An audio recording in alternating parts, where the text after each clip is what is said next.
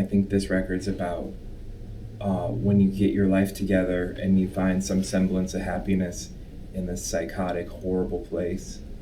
And then you have enough of your own personal issues figured out.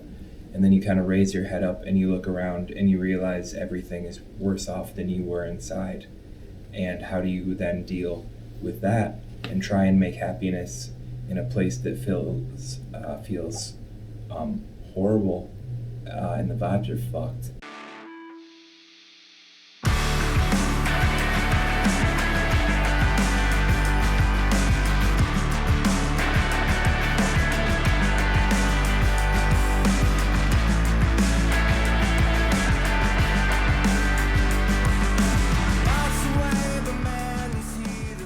My first record, like, my brother Danny challenged me to a fist fight over a tambourine part.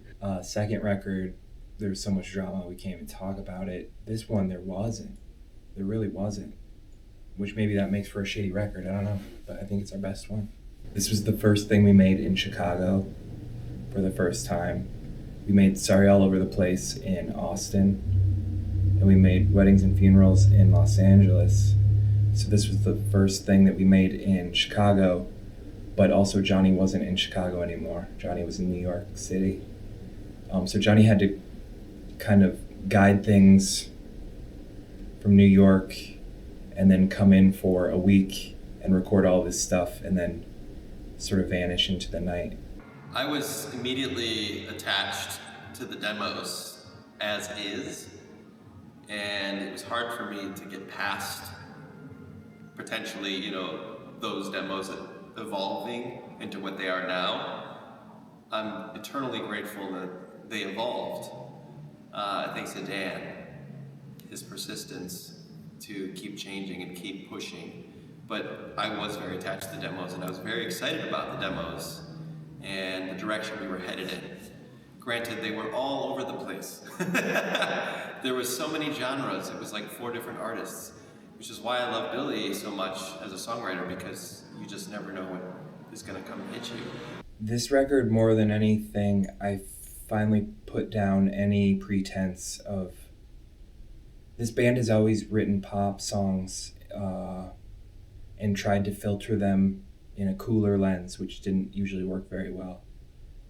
Like, I was always trying to hide the hooks, and Weddings and Funerals did a pretty good job of that. But this record, I was like, fuck it, I love a Third Eye Blind song. I love the song Never Let You Go. Why would I try and hide a perfect song like that in a bunch of reverb or with shitty drums or with why don't we make this sound as big as it should? That would be cool. And so that's what we did. How are you feeling about the new record? I feel very good about it.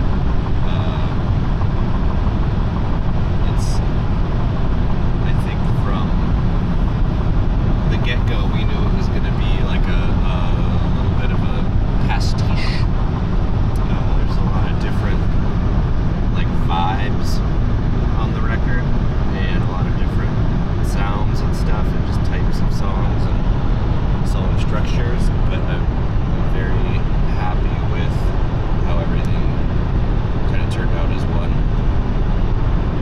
big ass cohesive unit. All right, what's your relationship to this record? Well, I'm your wife, and so I've been around for the whole process of it, and I like it a lot. So Do you feel like you like it because it's good, or you like it because you're my wife? Oh, I like it because it's good. I think I had opinions about which demos should make the cut, and then usually I'll just be like, oh, I really like that. I don't think I gave a ton of change this or that on this one. Well, I think you'll definitely say things like, why are the hi-hats so loud? That's true. I do sometimes ask, why are the hi-hats so loud, or why is it so Working with Gnome was the best.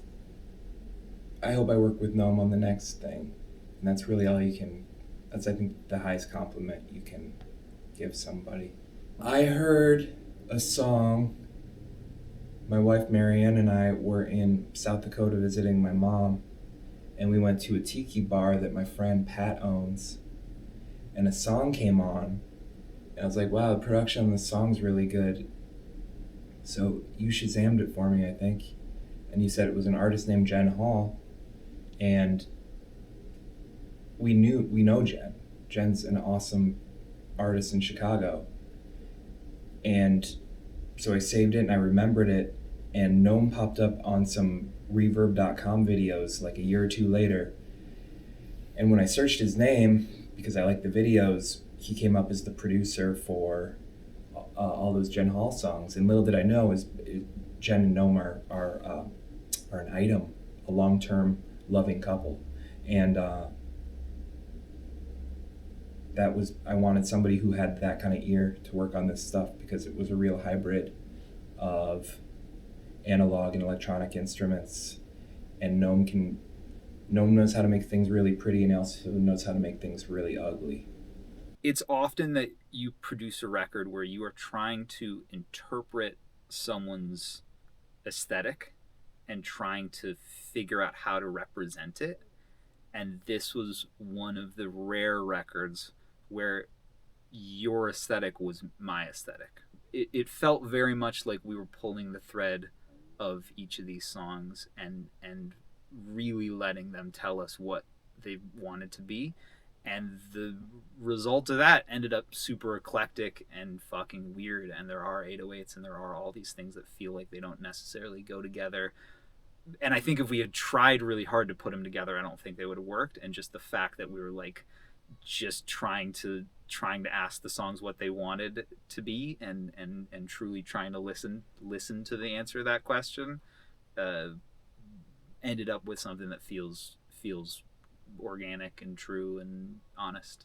I think the thing that I learned the most was like how fucking Dan's mind works musically, which is like something I hadn't quite experienced before. Like there's something about the way that there's so many things that he plays on this record that I could never have imagined anyone thinking to play, and learning how to harness that was, I think, the biggest thing I learned on this record.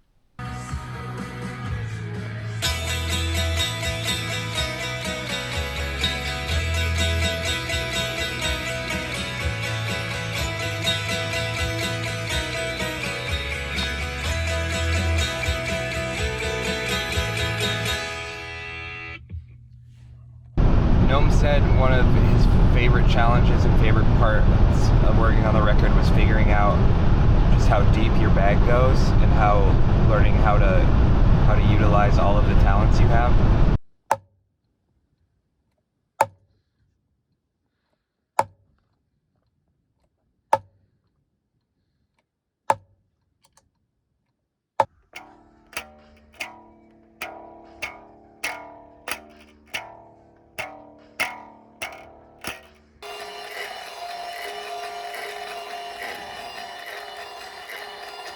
What was your favorite part of working with Gnome?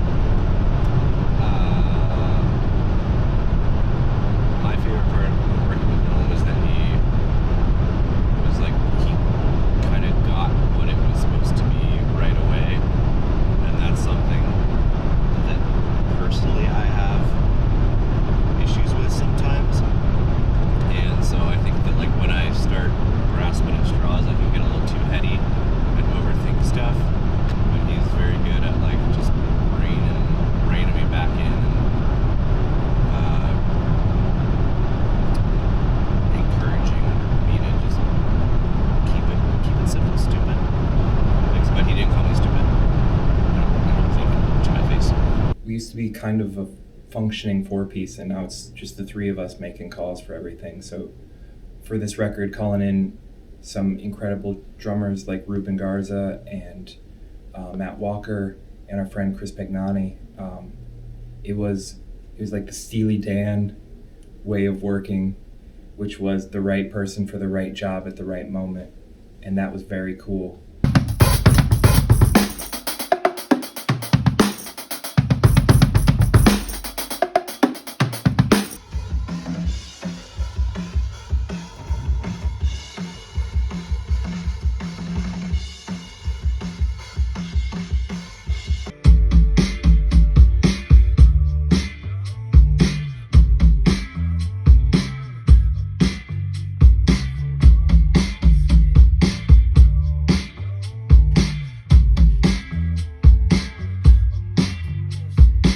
I like that you're working with everyone again. I think it's like working in community is really important, and I think it's really energizing, and it's really nice to see.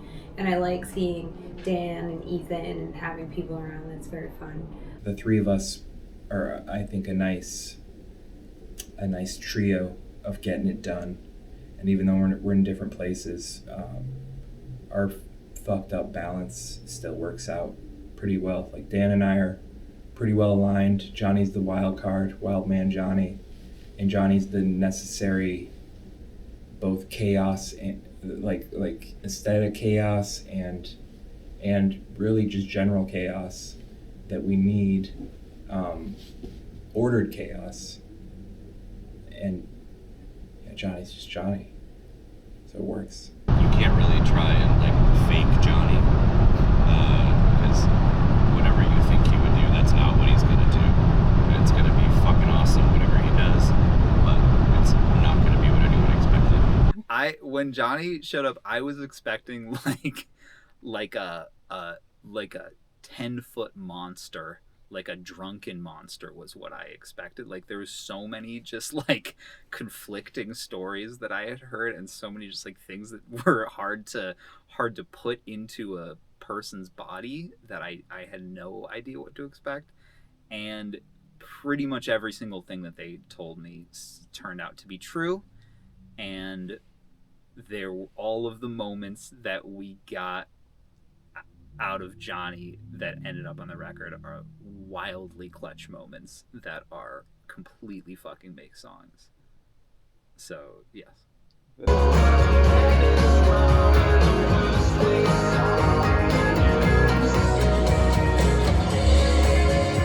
This record has a little bit of old and new Kickback kind of intermingled, but at its core, it is very much telling a story. Like I think fans will be pleasantly surprised at how deep this record goes. It's 16 tracks, and you think you're done after track 8, and then all of a sudden, Bones House kicks in, and you're like, okay, there's a whole nother record here. I think a lot of die-hard Kickback fans that have been around since even before my time will be really excited about some of the songs like God You Gotta, Feel Alone, and Take Me Out, really going back to our roots of that sort of angsty rock that's kind of in your face. This one seems a little more upfront or maybe a little more open and a little more raw emotionally. A hit piece or a hit job is something that's written about somebody that supposedly has a slant, opinionated slant to it, usually negative. And I just thought it was funny if we put as many songs that sound like we're trying to make them singles. Like if you've got enough of those, I like the idea of a bunch of hit. Like I want every song on this record to be thought of as the best song we could have made at the time, and acting as its own greatest hits. I feel like this one's on another level. I'm definitely excited to see what happens with that and where it goes. I love the old stuff, and I like the new stuff. I love the new stuff as well. And it's different, but it also is very the Kickback. It sonically takes you somewhere. Like it really evokes a feeling that I don't think we've really captured on the other records until now. Like it's a record that is all about like time and place, and I feel like people will be along for the ride. But yeah, we're back, baby. We're doing it. I used to want people to think we were the greatest band on earth. I used to want people to bow down to the songwriting skills that I've tried to cobble together over 30 years. I wanted to move mountains of people into fits of rage and ecstasy with chord changes. But like, I don't know what I want now, man. That would be nice. I guess that still. That's a good question. What do I want? What is it? What do I want them to walk away with? Yeah. I want them to walk away changed. Never the same is what I want every single person to walk away with. I want them to walk away. If I'm being honest, I want them to shit their fucking pants listening to